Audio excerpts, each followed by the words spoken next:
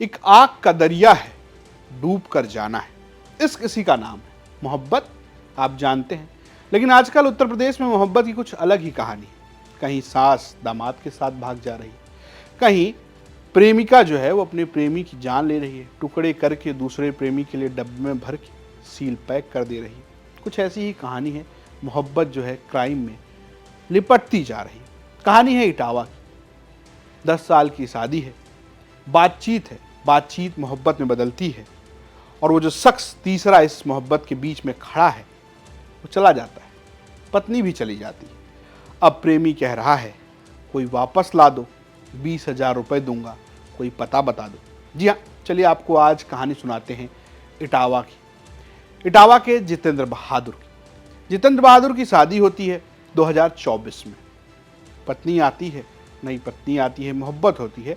मोहब्बत इतनी जमकर होती है कि 3 बच्चे भी होते हैं, 1 लड़का 2 लड़की। जितेंद्र इस घर को चलाने के लिए टैक्सी चलाता है, घर पर कम रहता है।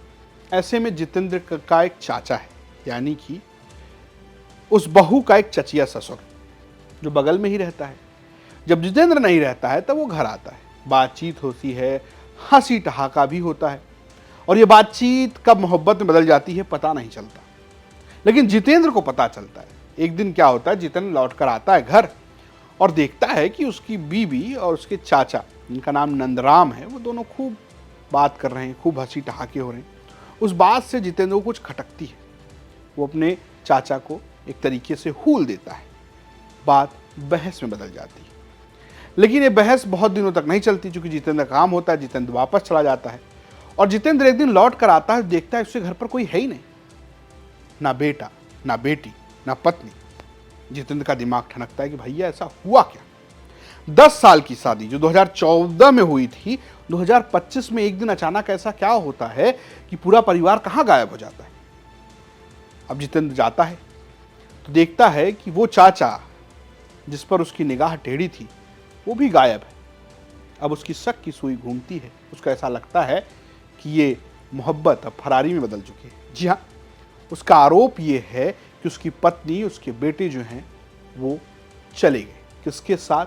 नंदराम के साथ, जो उसका चचिया ससुर है। काफी दिनों तक वो भाग दौड़ करता है, पुलिस के पास जाता है, रिपोर्ट नहीं लिखी जाती। हालांकि पुलिस आखिर में इस बात को स्वीकार करती है, रिपोर्ट दर्ज करती है।